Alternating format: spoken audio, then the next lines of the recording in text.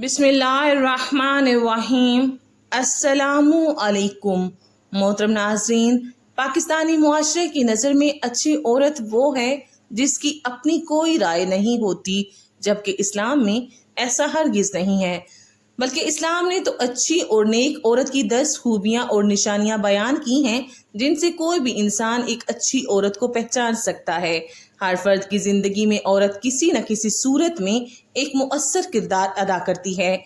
एक मुतवाज़न और तरक्की याफ्ता मुआशरे की बुनियाद रखने में औरत की बहुत बड़ी अहमियत है। एक मर्तबा औरत की एक औरत हज़रत फ़ातिमा रज़ी अल्लाह तआला अन्हा के पास तशरीफ़ लाई और कहा कि एक अच्छे इखलाक वाली औरत में जो खूबियाँ होनी चाहिए वो मुझे बतलाएं ताकि मैं उन पर अमल करके अच्छी औरतों में शामिल हो सकूं। हज़रत फ़ातिमा रज़ी अल्लाह तआला अन्हा ने फरमाया कि इन 10 बातों पर अमल कर लोगी तो अच्छी औरतों में शामिल हो जाओगी। और ये 10 खूबियाँ जिस भी औरत में मौजूद हों तो समझ लेना वो औरत इस्लाम का पेकर है और उसका इखलाक अच्छा है। इन निशानियों में से सबसे पहली निशानी ये है कि वो औरत कम झगड़ा करने वाली होगी, यानी शोहर को ज़्यादा परेशान नहीं करेगी, क्योंकि ज़्यादा झगड़ा करने वाली औरत शोहर की नाराज़गी और अल्लाह ताला के गज़ब का बाइस बनती है।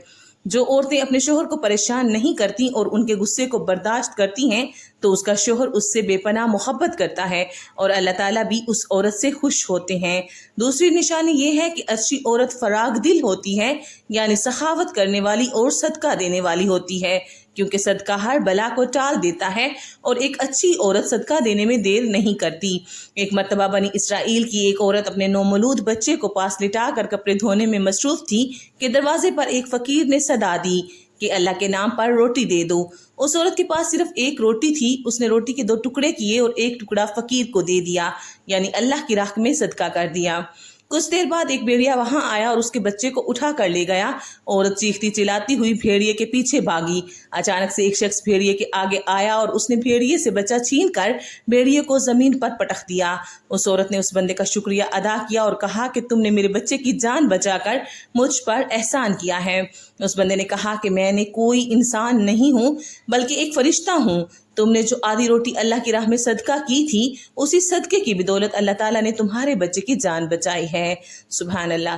तीसरी निशानी ये है कि वो 5 वक्त की नमाजी होती है। घर के कामों के साथ साथ हुक्म खुदाबंदी भी बजा लाती है। हज़रत फ़ातिमा रज़ी अल्लाह तआला अन्हा ने फरमाया कि अगर तुम भी इस्लाम की एक अच्छी औरत बनना चाहती हो तो पंजगाना नमाज अदा करती रहना और इसमें कोताही ना करना, क्योंकि जानबूझकर नमाज छोड़ना गुनाह कबीरा में से है। हज़रत फ़ातिमा रज़ी अल्लाह तआला अन्हा ने फरमाया कि अच्छे इखलाक वाली औरत की चौथी निशानी ये है कि वो गीबत से बचती है, यानी दूसरों के ऐबों में दिलचस्पी नहीं रखती बल्कि अपने ऐबों पर नज़र डालने वाली होती है। इस्लामी औरत की यही निशानी है कि वो अपने अंदर मौजूद ऐबों के अजाले की कोशिश करती रहती है और दूसरों के ऐबों पे पर्दे डालती है। लिहाजा जो औरत गीबत करती है, यानी एक इंसान की बुराई को किसी दूसरी जगह बयान करती रहती है, वो अच्छे इखलाक की हामिल नहीं होती। लिहाजा हमें चाहिए कि एक दूसरे की गीबत ना करें। गीबत करना ऐसा है कि जैसे अपने मुर्दार भाई मुसलमान का गोश्त खाना। एक मर्तबा एक शख्स समंदर के किनारे गया और समंदर से कहा, ऐ काश तेरा पानी खारा ना होता तो कितना ही अच्छा होता। फिर उस शख्स ने गुलाब के फूल को देखकर कहा, ऐ काश तेरे साथ कांटे ना होते तो कितना ही अच्छा होता। उसके बाद उस शख्स ने कोयल से कहा, ऐ काश तेरा रंग सफ़ेद होता काला ना होता। इन तीनों चीज़ों ने उस इंसान से कहा कि ऐ काश तेरे अंदर गीबत करने वाली जुबान ना होती तो कितना अच्छा होता। 5वीं निशानी ये है कि एक अच्छी बीवी अपने शोहर की ताबेदारी करती है और उसकी इजाज़त के बगैर घर से बाहर नहीं निकलती। जब तक उसका शोहर उसे घर से निकलने की इजाज़त ना दे उस औरत को चाहिए कि वो घर से बाहर ना निकले। फिर फरमाया 6ठी निशानी ये है कि दूसरों की कोताहियों को माफ़ करने वाली होती है, यानी किसी ने उसके साथ बुरा सलूक किया तो वो अपने अच्छे इखलाक की वजह से बुरे सलूक को नज़रअंदाज कर देती है। 7वीं निशानी ये है कि अच्छे इखलाक की हामिल औरत शोहर के माँ बाप से एहसन तरीके से पेश आती है। शोहर के वालिदैन की भी ऐसे ही इज्जत करती है जैसे वो अपने माँ बाप की करती है। शोहर के वालिदैन की बुराई करने वाली औरत बद इखलाक होती है। ज़्यादातर औरतें अपने शोहर के वालिदैन से बदसलूकी की वजह से अपने शोहर के दिल से उतर जाती हैं और तलाक याफ्ता हो जाती हैं। 8वीं निशानी ये है कि वो अपने शोहर के साथ एहसन तरीके से पेश आती है। अगर उससे कोई गलती सरजिद हो जाए तो फौरन अपनी गलती कबूल करती है और माफ़ी मांग लेती है। ऐसा करने से वो औरत अपने शोहर के दिल में मज़ीद मोहब्बत पैदा कर लेती है और उसका शोहर भी उसे माफ़ करके बेपनाह चाहने लगता है।